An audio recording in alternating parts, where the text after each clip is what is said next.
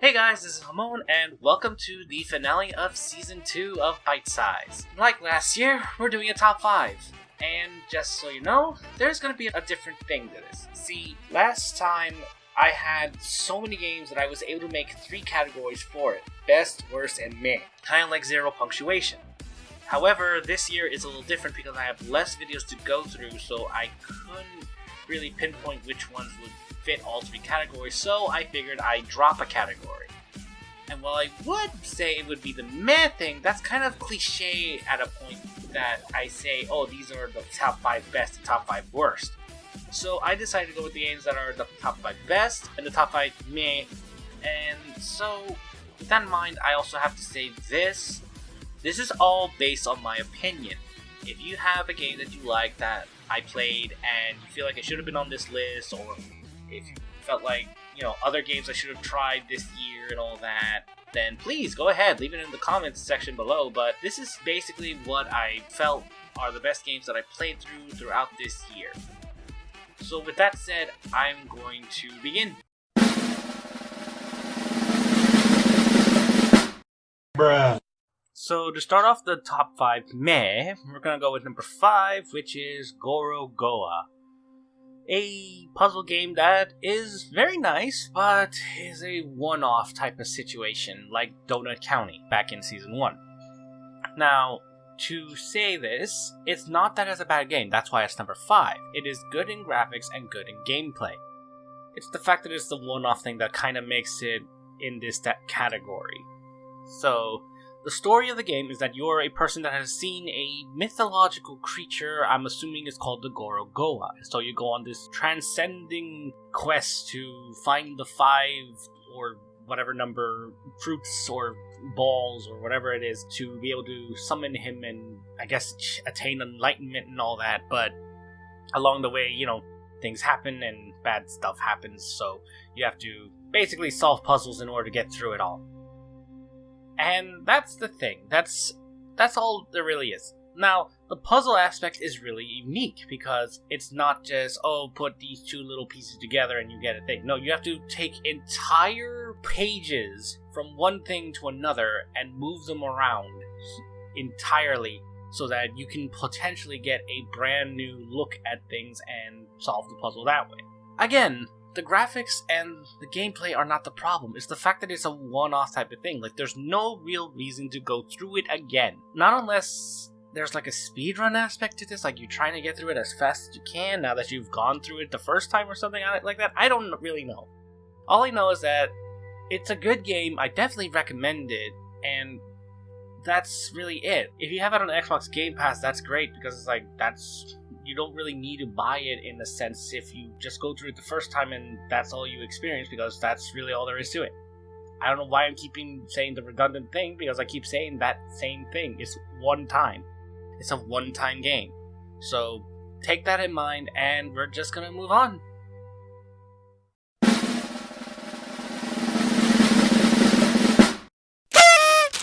So the 5th best game in this year is Tinykin. A Pikmin-like game that I just recently reviewed, but I felt it should be on this list because it's a good game, despite the flaws that I've seen, but that's mostly because I played Pikmin before and I kind of missed the aspect of Pikmin in those regards. But otherwise, it is a really good game and really good graphics, and I definitely would recommend getting it regardless of that. So here's the thing. At the time of recording that episode, I could not find any official art for the Tinykin for the video so that I could make comparisons and all of that. So I made a tweet on my Twitter saying I'm gonna have to art my way out of this, and I got noticed by the devs of the game, and I got really scared. So I went forward with it. I drew like the pink and the red one, but then I just decided to do the rest of them, and the Tinykin devs they liked them, and I don't know if they're gonna be watching that video, but if they did, thanks for watching it. I hope you can understand that while it's just my opinion, I do find it is a really good game. I just, being that I played Pikmin, it's that the flaws are just there that just bother me, aren't really technically flaws, they're just how you make the game. But but just because I play Pikmin, it's like it just bothers me. But other than that, it's a really good game, so please do not hold that against me. So the story is you're a young Milo, I'm gonna say. He looked like a Milo to me, like Milo from Atlantis, but either way, he is on another planet that discovers Earth through a distress beacon. He goes to Earth through a teleporter and is trapped there because there's no way of going back. Don't know why he didn't think of that, but either way, he ends up there in a giant house and recruits the namesake of the game, Tinykin, to help him out in his adventure through the entire house. Along the way, they meet many bugs that have become sentient and now run the house, doing all kinds of stuff that most people would be doing, including farming, entertainment, all food, all that kind of stuff. So it's a very interesting thing. And in terms of the looks, I like the fact that it's 2D on a 3D plane, but they make it work with the art style and all that. And the gameplay,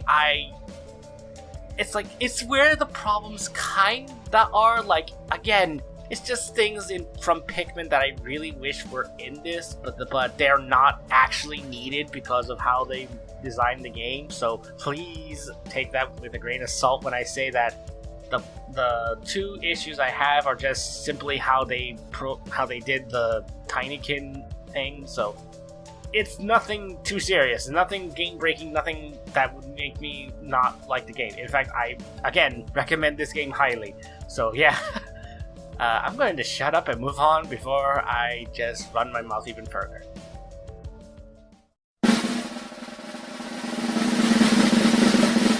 Bruh. At number 4, we have Tunic, a Zelda-esque game that I think a lot of people were hyping up because they tried it before at games conventions and all that, but honestly, when I played it, I just felt like it was overhyped. Like, I genuinely don't think it was worth all the praise it was getting.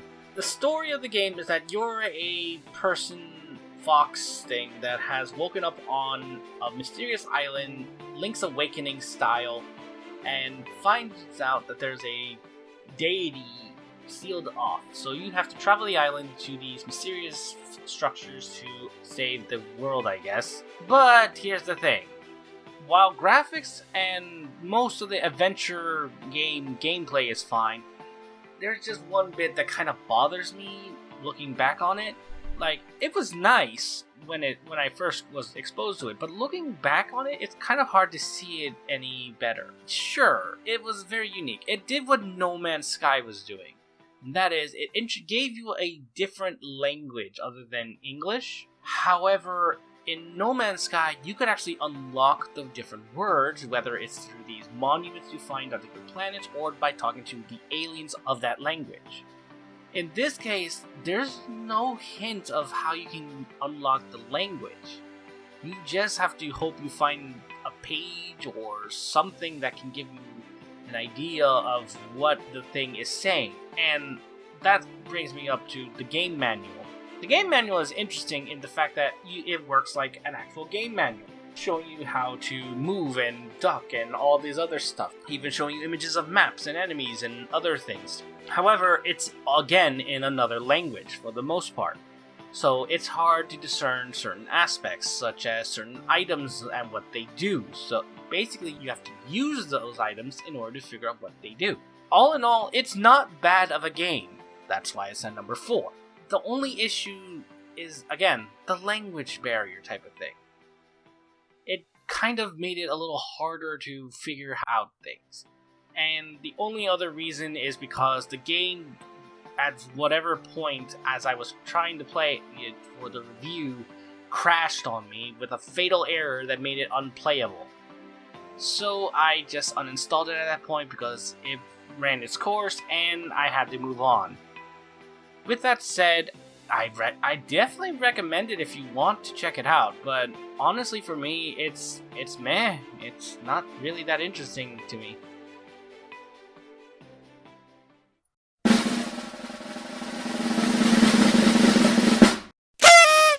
Now at number 4, I'm sure a lot of people are going to disagree with me on this one because it you're probably gonna say, oh, this one should actually be number 2 at least. But at number 4 for me is Power Wash Simulator. Now, the reason that is because while it is a really, really, really good game, graphically, gameplay-wise, and all that stuff, I can't give it that. Because it's way too relaxing and calming for me. Like, I get it, it's really nice, ASMR type crap and all that, but I want to give this to a game that actually made me happy, gave me good feelings, all that kind of stuff. You know, just gave me stuff that wasn't necessarily about to make me go to sleep. Like, again, it's really good, and I can see what everyone is talking about with this game. But that's kind of the problem. It's like, I can't give it a good enough rank because it made me want to fall asleep as I'm playing it. Because it's so calming. It's like hearing that motor go off as you're spraying the stuff and hearing the water hitting the ground and all of that. It's like, it just does something to you. So I really can't give it that. I'm sorry.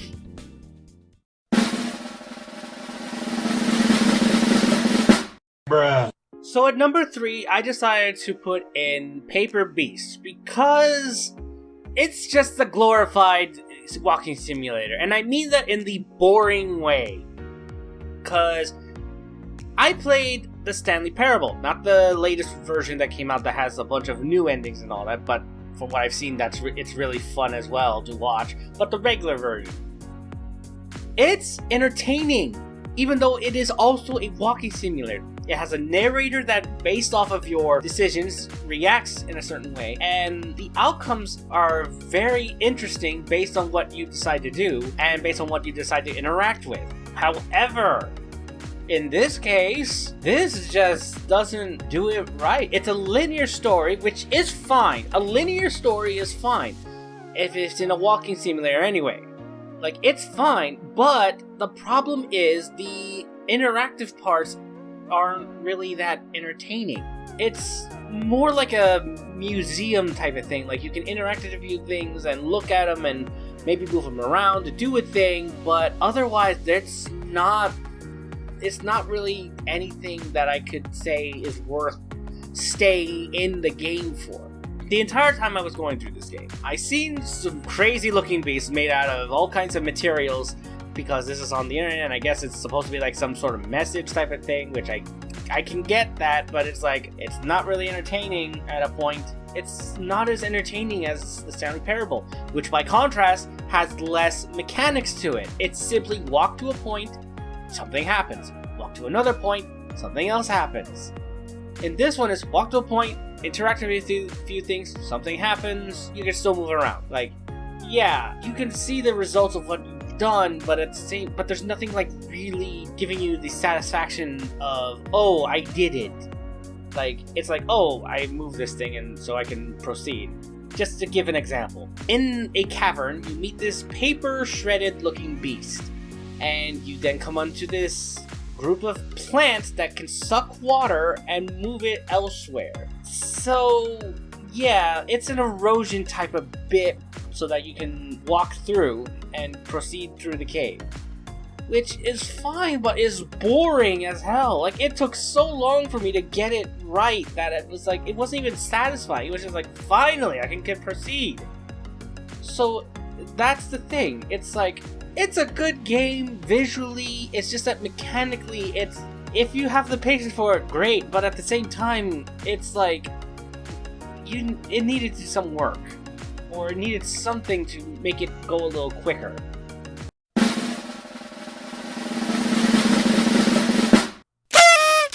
At number 3 is another simulation job game that I enjoyed because of how it went out. And that is Hard Space Shipbreaker. This is essentially a salvage simulation game where you're working as a ship salvage person in space, And the fun part is how you go about it, and one particular level. I mentioned this in the review that there is a particular level where you have to rebel against the company by completely doing the opposite of what they expect you to do, which is basically destroy everything. So it was fun. Like, I just enjoyed how everything works, how the physics of it all was, being that you're in space, so everything can be floaty and all that, and how you have to be careful with certain aspects, such as the nuclear reactor.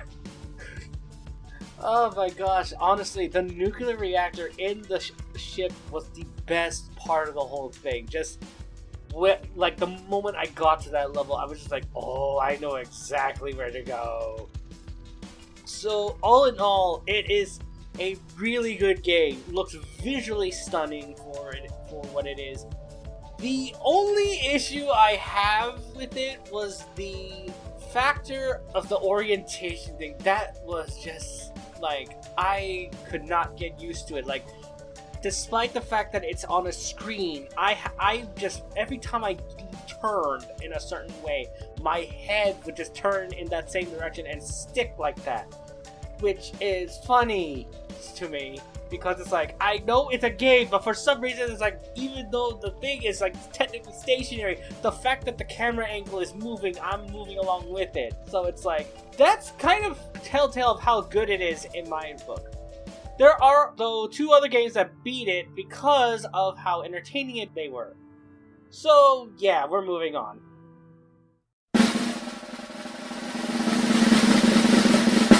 Bruh. And number 2 is Floppy Knights. Not because of anything too serious, but just because I feel like the mechanics of the gameplay was not properly executed. So, just to quickly get into it, the story, to summarize, is that you're a young girl that has invented the said characters in order to accomplish tasks. You try to enter a science fair that has been cancelled due to outside forces, and so you decide to go and investigate outside forces, or probably to find out that there's a lot of other deep, dark, secret type of things going on in the background. That's really it. Now, in terms of the gameplay and all that, the problem lies in the execution of its mechanics. For instance, for the card playing type of aspect, you draw a certain amount of cards, you get a certain amount of energy, you get X amount of whatever else there is to it, and it's a roguelike. So you don't get the same cards every time. You get like a certain amount, and you can discard, you can destroy, all this other kind of stuff. And you use these cards in order to do all kinds of stuff, whether it's to attack, or to power up, or to move even. And certain cards work with certain characters and all that. So it's a lot of stuff you have to consider. And that also goes into the consideration of the Fire Emblem aspect, because in using the movement cards, you have to go along a grid. And in terms of the attack thing, you also have to be considerate about the range and attack power of said characters. And if there's any buffs, debuffs, all that kind of stuff that's going on. And as well, you have to be careful when you finish with your turn, because then the enemies can surround any character that's close enough and kill them. And if your lead character is killed, it's game over. So yeah, I just honestly feel like it was not executed properly. Like, there could have been some aspects that could have been tweaked a bit, like maybe... So instead of using a card to move, why not just place the character down, move them, and if you wanted to move a little more, you use a move card. Like, they should be able to start off with a certain amount of spaces being able to move as a baseline. But then they add a move card, you can move a little further. I feel like that would be a better idea. However, it's fine as is, but I just feel like it's not properly executed. And so it's not knocking or anything. If you want to check it out, I definitely would say check it out. I just say that it's not entirely there in a sense. So yeah.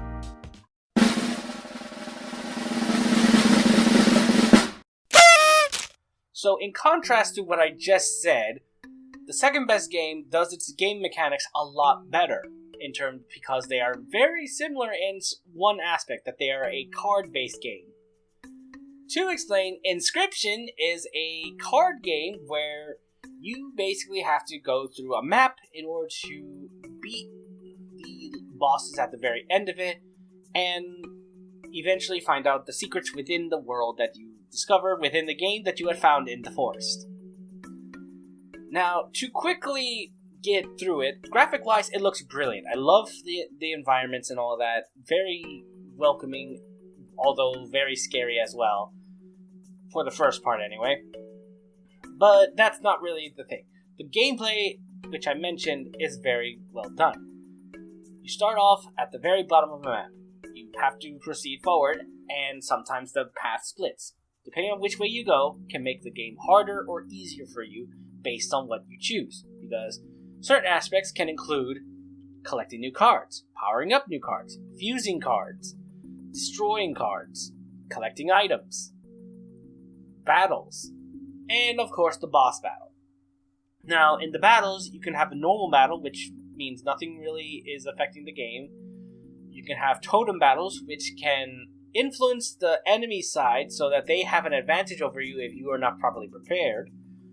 And then the boss battle, which they automatically have an advantage because they have this new mechanic that you have to either counter with your own type of mechanic, or you just pound the hell out of them if your deck is that well. So, with that said, it does it really well. Like, the cards are well done. The aspect of the sacrifice to summon new monsters type of thing is really executed finely. Like, it's two separate decks, one for sacrifice and one for the actual monsters, so it's done well. I really have no issues with this. So, all in all, I would definitely say if you want to check it out, do so. It's on Steam. It also has this endless mode mod that was added to the game after a while. So definitely would say go check it out if you wish to. And with that, we'll just go right into the next bit.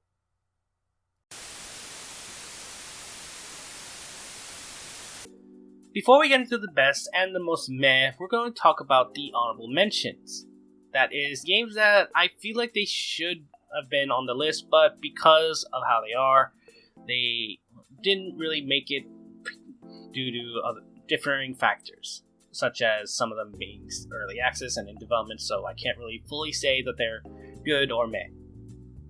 But anyway, first off, we're going to talk about Grand Chase. It is a game that honestly was going to be a number 5 before Tinykin was placed there, because it was a nostalgia trip for me to play a game that I played long before I was introduced to Genshin Impact, or even Genshin Impact was probably even in development.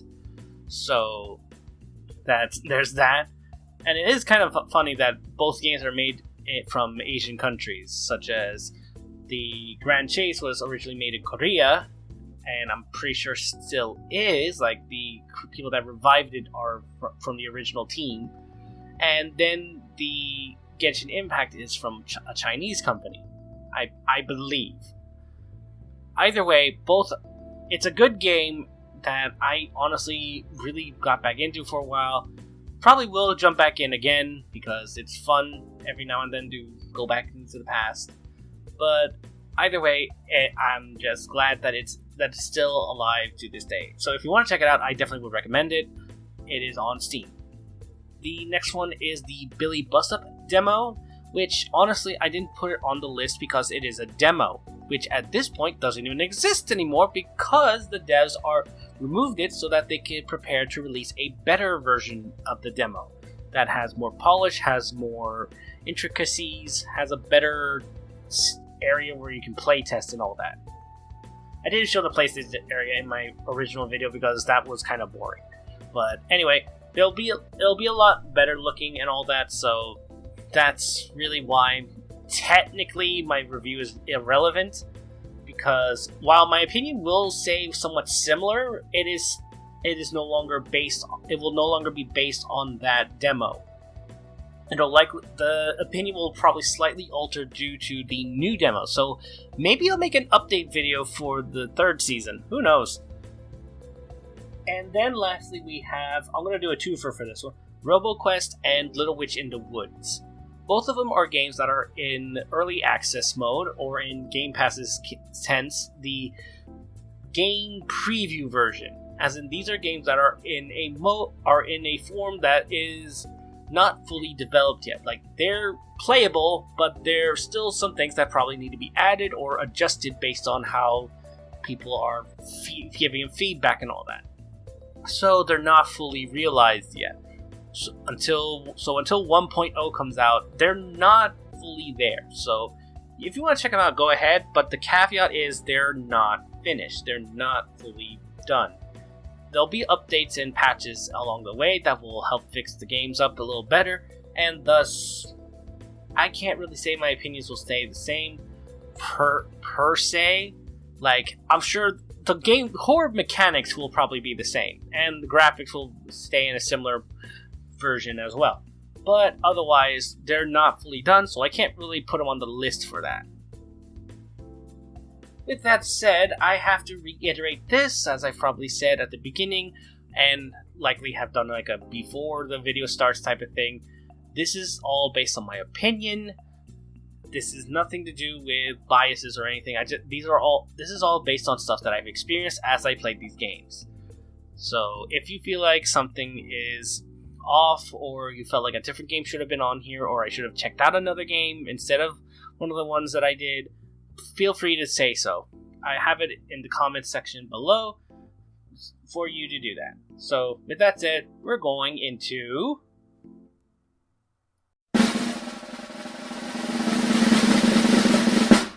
Bruh.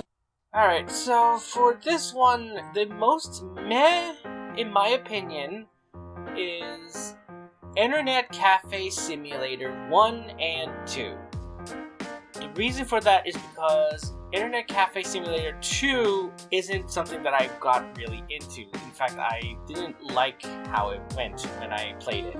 Internet Cafe Simulator 1 was more my speed because it was a lot more simpler with what it was trying to do. Both games, the idea is you're opening up an internet cafe so you can make money, letting people rent computers so they can do their stuff, and all that. Also, you can add arcade cabinets for people to play on as well.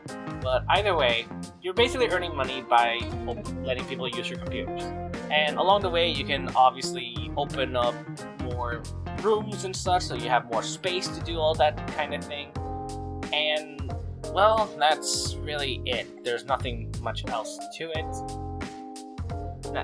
Now, the problems arrive in sort of the gameplay aspect. Like, the graphic-wise, they're okay, like, they're not necessarily, like, the best, and I certainly wouldn't say I got the games for that aspect. I guess got it for, like, the meme and all that, because I saw people playing it and doing all kinds of ridiculous stuff with it. But either way, it's like, I kind of enjoyed the first one better for it. The only other thing I'll say is that the second one is more convoluted in its map. Like, the first, like, to put it one way, both maps are very similar in the fact that you're in sort of downtownish rural areas of different countries. Such as in the first game, you're in like a kind of, I guess you could probably say a British, maybe American downtownish type of area, because it has like a lot of bricks and the place is very dirty and grungy looking. But in terms of the second one, you are in more of a Indian Middle Eastern type of place. Especially the biggest hint is based on the house that you live in. So, yeah. But here's the thing. In the first one, it's a lot easier to find the places you need to go to, such as the little store where you can buy parts on the cheap, or market where you can get food to take home and eat there, or even the special place that I won't mention because I found out what that was. So, yeah. Anyway. The second one, the sequel, it's a little harder though. Like, the thing is, obviously in both games, as a simulation, you're trying to maintain your feet and all that. However, you could just switch that off in the main menu, but if you don't, you're basically trying to maintain that. And I didn't realize that there were perks that could help reduce the amount of time that it takes for it to lower, but otherwise you have to buy food and other stuff. I still haven't even figured out how to get more energy. The bigger issue is that a lot of the stores are harder to find. Like, even after finding it the first time, once I leave it, it's hard to find it again, because like I think it's one way, but then it's another. And especially depending on where you're coming from. Like, if you're coming from your store, it's like now you have to figure out if it's like you have to go left or right to get to a certain place. Like, more often than not, I just head straight home, or I just collapse on the ground because I ran out of energy, food, or what have you. Now, again, you could just turn this off in the main menu at the switch of a button, but that's the thing you have to do if you want to, like, say, a hard mode, I guess. And obviously, again, they're not bad games. Like, I definitely would say you should check it out. However, the caveat is, I would prefer if you checked out Internet Cafe Simulator 1 more than number 2. Sure, you could check them both out for the laughs of it. Maybe if you're a YouTube channel, make a video of you being silly like Let's Game It Out did. But honestly, if you want to play the games like act as they intended, I honestly would say do Internet Cafe Simulator 1 more, if you're more for the simplistic. With that said, we are going to go into the main event.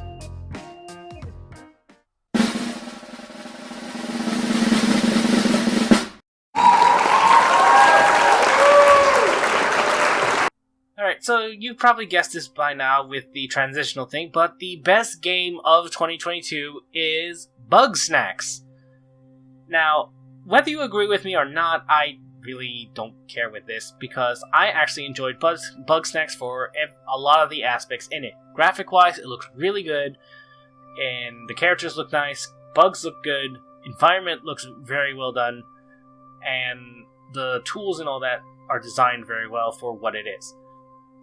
The mechanics work well. I love the whole fact that you can change things or just, catch the bugs just to complete the collection. It was fun to do that.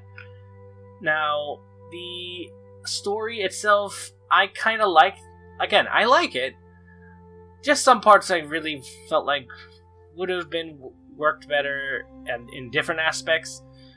Nothing too serious. Just I feel like something could have been tweaked a bit. Like maybe if they like did them more in the environment that they were originally in, type of thing, instead of first make it a little bit harder to get them back, type of thing. That way it makes the end game scenario a little more harder to do. Like if you weren't able to convince them to come back in time, that you lose them. Oh, by the way, I did not even realize this until after the review, that depending on what you do, you could potentially lose people in the end game, and thus you get different voice lines based on it. So it was so interesting finding that out. I was like, oh my gosh, I got the best ending possible because I saved everyone. At least everyone that was able to be saved, because it's like, spoiler alert, Elizabeth is actually the Queen of Bugsnax and has been, up until the point where you discover her, holding the Bugsnax back from trying to kill people. And it's obviously after the fact that suddenly everything goes even worse for you, and you thus have to escape using your airship. Now, it was really fun, and the DLC was really good as well. I like the new mechanic of the shrinky powder type of thing, and how you have to use it to get certain bugs and all that. So, all in all, the game is really good. I would definitely recommend it. It is available on everything that I've probably said in the first review video, and so much, and likely has garnered a lot of things. In fact, I had at one point made a bunch of art of anthropomorphized Bugsnax that you could probably find on my Twitter if you want to. All in all, I definitely would say check it out if you can. And with this, we have come to the end of the video. I want to thank you so much for watching till the end. If you skipped to number 1 of both meh and best, I really am disappointed with you in a sense, but otherwise, thank you so much for watching. I hope you enjoyed it. Please leave a like, favorite, and subscribe to the channel for more videos like this. And I'll just say this. The entirety of this video and the series is based on my opinion, based on what I go through with each game, and therefore it is constructed based on that. And with that, I will say, see you next season. Bye!